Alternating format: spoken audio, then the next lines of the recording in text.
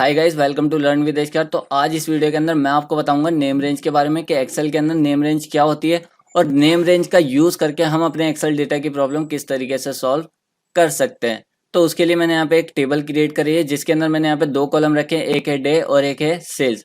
इस टेबल के अंदर मैंने यहाँ पे डिफाइन करा है कि हमने किस दिन कितनी सेल करी है। मतलब अगर हम बात करते हैं यहाँ पे ट्यूसडे की, कि ट्यूसडे के दिन हमने कितनी सेल करी है, फ्राइडे के दिन हमने कितनी सेल करी है, सैटरडे के दिन हमने कितनी सेल करी है। और ये जो सेल्स है ये मेरे पूरे हफ्ते की सेल्स है। अब मुझे क्या करना है, इस पूरी सेल्स का टोटल निकालना है। तो उसके लिए हम यहाँ पे क्या करते हैं गाइस, इक्वल्स टू सम लिखेंगे। सम लिखने के बाद ब्रैकेट को ओपन करेंगे। ब्रैकेट ओपन करने के बाद हमें इस फंक्शन के अंदर एक रेंज देनी होती है जिसका भी हमें सम करना होता है। तो मैं क्या करूंगा, यहाँ पे E4 से लेकर E9 तक की रेंज को सिलेक्ट करूंगा और उसके बाद यहाँ पे ब्रैकेट को क्लोज कर दूंगा और यहाँ पे एंटर कर दूंगा। तो गाइस यहाँ पे कोई प्रॉब्लम नहीं हुई और हमारा यहाँ पे सम निकल के आ गया।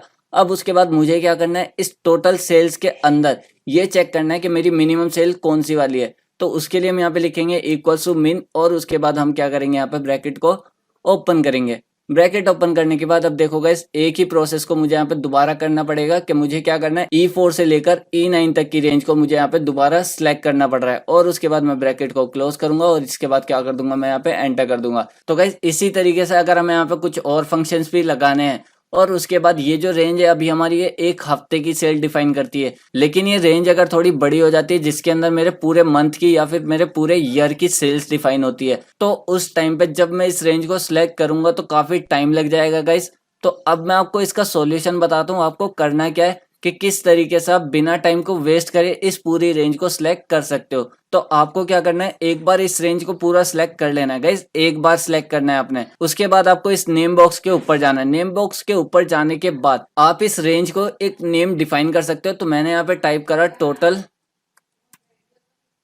सेल्स और उसके बाद आप क्या करोगे, यहाँ पे एंटर कर दोगे। तो गाइस अब हमने क्या कर दिया, इस रेंज को एक नेम डिफाइन कर दिया। इसी तरीके से अगर आपके यहाँ पे पूरे ईयर की सेल्स होती है तो आप यहाँ पे पूरे ईयर की सेल्स को एक बार सिलेक्ट करोगे और उसके बाद उसका यहाँ पे नेम डिफाइन कर दोगे। और अब आप कहीं पर भी जाके लिखते हो इक्वल्स टू, उसके बाद लिखते हो टोटल। तो गाइस देखो मैं यहाँ पे टोटल लिख ही रहा था तो इसने मुझे यहाँ पे नीचे सजेशन दे दिया कि टोटल सेल्स नाम की एक रेंज है। तो अगर आपको इसी रेंज को सिलेक्ट करना है, पूरा टाइप नहीं करना, तो आप यहाँ पे टैब करोगे। टैब करने के बाद देखना गाइस क्या होगा कि आपकी टोटल सेल्स वाली जो रेंज है वो सिलेक्ट हो गई। और देखो गाइस जैसे ही मैंने यहाँ पे इसे सिलेक्ट करा है इक्वल्स टू लगा के, तो हमारी ये जो पूरी रेंज है वो सिलेक्ट हो गई। इसी तरीके से अब मैं क्या करता हूँ, मैंने इसे यहाँ से हटा दिया और उसके बाद मैं यहाँ पे अगेन सम वाला फॉर्मूला लिखता हूँ। फॉर्मूला लिखने के बाद मैं यहाँ पे टाइप करूंगा टोटल सेल्स। तो ये मुझे अगेन नीचे सजेशन देगा, तो मैं टैप करके इसे सिलेक्ट कर लूंगा और उसके बाद क्या कर दूंगा, मैं इसका ब्रैकेट क्लोज कर दूंगा और उसके बाद मैं क्या कर दूंगा, एंटर कर दूंगा। तो गाइस देखो इसने हमें अभी भी क्या दे दिया, सम दे दिया। उसके बाद आप यहाँ पे मिनिमम वैल्यू भी निकाल सकते हो मेन फंक्शन का यूज करके और उसके अंदर आप अपनी रेंज दे दोगे टोटल सेल्स और उसके बाद आप क्या कर दोगे, यहाँ पे ब्रैकेट को क्लोज कर दोगे। तो गाइस देखो इसने हमें यहाँ पे मिनिमम वैल्यू भी निकाल के दे दी। और अगर आपको यहाँ पे ये निकालना है कि हमारे पूरे वीक के अंदर मैक्सिमम सेल कितनी हुई है, तो आप यहाँ पे टाइप करोगे मैक्स टाइप करने के बाद आप अगेन यहाँ पे टोटल सेल्स टाइप करोगे तो अगेन सजेशन देगा। तो आप इसे टैप करके सिलेक्ट कर लोगे। टैप करके सिलेक्ट करने के बाद जैसे ही आप यहाँ पे एंटर करते हो तो आपका क्या निकल के आ जाएगा, मैक्सिमम सेल्स। इसी तरीके से अगर आपको यहाँ पे एवरेज निकालना है तो आप यहाँ पे टाइप करोगे equals to average. Average type करने के बाद आप यहाँ पे टैप करोगे। टैप करने के बाद आपका एवरेज आ जाएगा।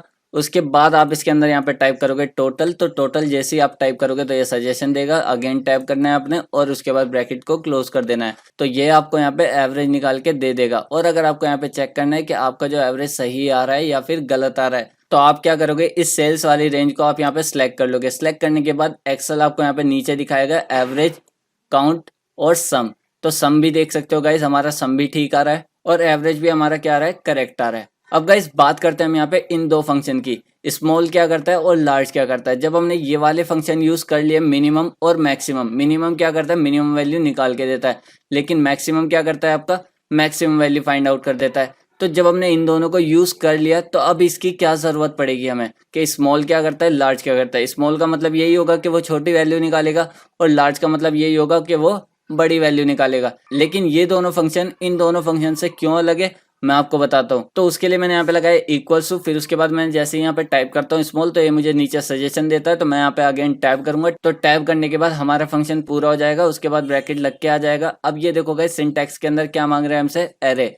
अब एरे का मतलब क्या होता है मैं आपको बताता हूँ। कभी भी आप यहाँ पे एक सेल से ज्यादा सेल का सिलेक्शन कर देते हो तो वो बन जाता है आपका एक एरे। इसी तरीके से अगर हम अपने यहाँ पे सेल्स को देखते हैं और इसकी रेंज को देखते हैं तो ये भी क्या है गाइस, एक एरे है। तो मैं क्या करूंगा, यहाँ पे इसे हटा दूंगा और यहाँ पे टाइप करूंगा टोटल सेल्स। तो हमने इसे क्या दे दिया, एक एरे दे दिया। एरे देने के बाद ये हमसे एक और चीज मांगेगा, तो मैं यहाँ पे टाइप करता हूँ 2। और 2 क्यों टाइप कर रहा हूँ गाइस अभी दिखाता हूँ। तो पहले मैं इसे एंटर करता हूँ। तो एंटर करने के बाद देखना है हमारे पास वैल्यू क्या आई, 780, जबकि मिनिमम वैल्यू हमारी कितनी आई थी, 752। तो गाइस जब मैंने स्मॉल के अंदर क्या करा, यहाँ पे 2 डिफाइन करा, तो इसने क्या करा, हमारी सेकंड स्मॉलेस्ट वैल्यू को निकाला, मतलब सेकंड मिनिमम वैल्यू को निकाला।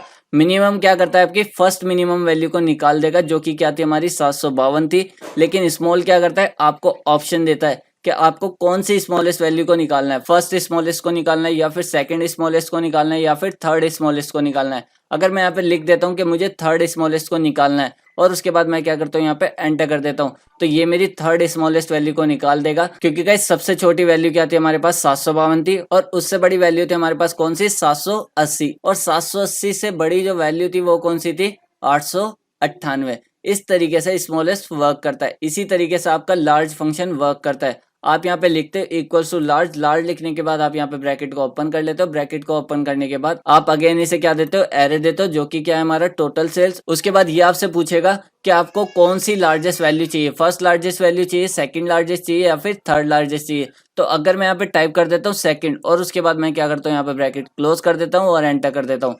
तो गाइस देखो, इसने हमें यहाँ पे सेकंड लार्जेस्ट वैल्यू दे दी। तो सेकंड लार्जेस्ट मतलब सेकंड मैक्सिमम वैल्यू कौन सी थी, हमारी फ्राइडे वाले दिन की। और फर्स्ट लार्जेस्ट वैल्यू कौन सी थी, हमारी 1700 वाली, जो कि किसकी है, संडे की है। तो गाइस इस तरीके से आप स्मॉल और लार्ज फंक्शन का यूज कर सकते हो। और इसी के साथ हमने यहाँ पे देखा कि अगर हमें किसी भी रेंज का नेम देना है तो आप यहाँ पे इसे सिलेक्ट करके नेम बॉक्स के अंदर उसका नेम टाइप करते हो। तो गाइस ये था आपका शॉर्टकट मेथड कि अगर आपको किसी भी रेंज को नेम देना है। और अब मैं आपको लॉन्ग कट मेथड बताता हूँ कि अगर आपको इस रेंज को नेम देना है तो आप क्या करोगे, फॉर्मूला वाले टैब के ऊपर जाओगे। तो फॉर्मूला वाले टैब के अंदर आपको यहाँ पे मिलेगा नेम मैनेजर। नेम मैनेजर के ऊपर जैसे आप यहाँ पे क्लिक करोगे तो क्लिक करने के बाद आपके पास नेम मैनेजर खुल के आ जाएगा। आप यहाँ पे न्यू के ऊपर क्लिक करोगे तो न्यू के ऊपर क्लिक करने के बाद अगर आपने पहले से ही रेंज को सिलेक्ट कर रखा है तो वो रेंज आपकी यहाँ पे आ जाएगी अपने आप ही सिलेक्टेड। और अगर आपने यहाँ पे सिलेक्ट नहीं कर रखा तो आप क्या करोगे, उस रेंज को सिलेक्ट कर लोगे। जैसे कि मैंने इसको सिलेक्ट कर लिया, तो इस तरीके से हम रेंज को सिलेक्ट कर सकते हैं। और उसके बाद हम क्या कर सकते हैं, उसे नेम डिफाइन कर सकते हैं, और उसके बाद ओके पे क्लिक कर देंगे तो हमारी रेंज का नेम डिफाइन हो जाएगा। लेकिन मैं यहाँ से नहीं करूंगा, मैं आपको एक और तरीका बताता हूँ।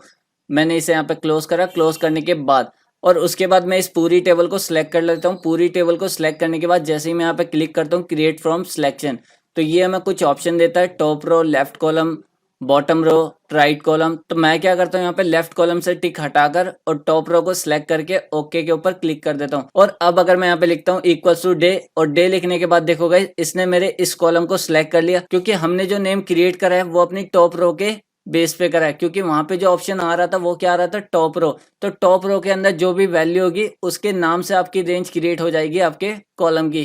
तो इस तरीके से भी आप रेंज का नेम डिफाइन कर सकते हो। और अब मैं आपको इसका एक बेनिफिट बताता हूँ कि अगर हमने इस रेंज का नेम डिफाइन कर दिया तो उसका क्या क्या फायदा हो सकता है। तो एक फायदा तो मैंने आपको यहाँ पे ये बताया था कि आप फंक्शन के अंदर बार बार रेंज को सिलेक्ट नहीं करोगे। और दूसरा फायदा क्या, कि अगर मैं यहाँ पे दूसरी शीट के ऊपर होता हूँ और यहाँ पे मैं कोई फॉर्मूला वगैरह लगाता हूँ, तो मैंने यहाँ पे लिखा equals to sum. Equals to sum लिखने के बाद ब्रैकेट को ओपन करा, और अब मुझे क्या करना है, यहाँ पे उसी सेल्स को यहाँ पे सिलेक्ट करना है। तो गाइस सबसे पहले मुझे क्या करना पड़ेगा, यहाँ पर अपनी शीट को ढूंढना पड़ेगा। और शीट को ढूंढने के बाद फिर मैं क्या करूंगा, यहाँ पे अगेन वही सिलेक्ट करूंगा इस तरीके से। तो इसी चीज से बचने के लिए आप यहाँ पे यूज करोगे नेम रेंज का। आप क्या करोगे, इक्वल्स टू सम लिखोगे, और कहीं पर भी अगर आपको अपनी वर्कबुक के अंदर उसी सेल्स को एक्सेस करना है तो आप यहाँ पे टाइप कर दोगे टोटल सेल्स। और टोटल सेल्स टाइप करने के बाद आप यहाँ पे क्या कर दोगे, ब्रैकेट को क्लोज कर दोगे, और उसके बाद जैसे ही आप यहाँ पे एंटर करते हो तो आपकी टोटल सेल्स यहाँ पर भी निकल के आ गई। तो गाइस ये बेनिफिट होता है कि अगर आप किसी भी रेंज का नेम डिफाइन करते हो। इसी के साथ मैं इस वीडियो के अंदर आपको एक बोनस ट्रिक भी बताता हूँ। बोनस ट्रिक क्या है वो देखते हैं यहाँ पे, कि मैंने एक टेबल क्रिएट कर रखी है जिसके अंदर मैंने एम्प्लॉय की बेसिक सैलरी डिफाइन कर रखी है। अब हमें अगर यहाँ पे किसी सैलरी का HRA निकालना है तो हम यहाँ पे लिखेंगे इक्वल्स टू बेसिक सैलरी को सिलेक्ट कर लेंगे, और यहाँ पे इंटू करके हम क्या कर देंगे, HRA को टाइप कर देंगे। HRA टाइप करने के बाद देखो गाइस इसने यहाँ पे HRA को निकाल दिया। लेकिन ये कैसे निकाला, तो गाइस मैं आपको बताता हूँ। तो मैंने यहाँ पे HRA को डिफाइन कर रखा है 15%। और अगर मैं क्या करता हूँ, इस सेल के अंदर बेसिक सैलरी को सिलेक्ट करता हूँ, इंटू लगाता हूँ, 15% टाइप करता हूँ, और एंटर कर देता हूँ। तो गाइस देख सकते हो यहाँ पे हमारा आंसर सेम आ रहा है, लेकिन गाइस मैंने जो यहाँ पे HRA निकाला है ये काफी ज्यादा सिक्योर है। और अगर आप इस तरीके से HRA निकालते हो तो यहाँ पे आपकी परसेंटेज शो नहीं होती कि हमने कितने % HRA दिया है, वो किसी को नहीं पता लगेगा। और अगर हम बात करते हैं इसकी, तो इसके अंदर आपकी परसेंटेज शो हो जाती है। तो गाइस ये किसकी हेल्प से हो रहा है मैं आपको बताता हूँ। तो मैंने क्या करा था, इस डिफाइन नेम के ऊपर क्लिक करा था। डिफाइन नेम के ऊपर क्लिक करने के बाद इसने हमसे नेम पूछा, तो मैंने यहाँ पे नेम टाइप कर दिया था HRA। और अब मैं यहाँ पे PF का क्रिएट करता हूँ, तो मैंने टाइप करा क्या, PF। उसके बाद हम क्या करेंगे, यहाँ पे इसमें एक रेंज सिलेक्टेड है वो मैं यहाँ से हटा देता हूँ। हटाने के बाद मैंने इसके अंदर टाइप कर दिया 12%। और उसके बाद मैंने क्या करा, यहाँ पे एंटर कर दिया। एंटर करने के बाद अब अगर मैं क्या करता हूँ, इक्वल्स टू लगाता हूँ, यहाँ पे सैलरी को सिलेक्ट करता हूँ। सैलरी को सिलेक्ट करने के बाद इनटू लगा देता हूँ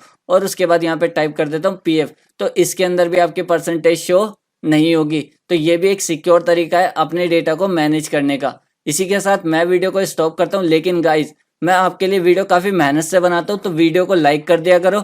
और अगर आप मेरे चैनल पे नए हो तो चैनल को सब्सक्राइब कर देना और साथ ही साथ बेल आइकन पे क्लिक करना मत भूलना, क्योंकि मेरे चैनल के ऊपर डेली बेसिस पे आपको वीडियो मिलती रहेंगी। Okay guys, bye bye, thank you.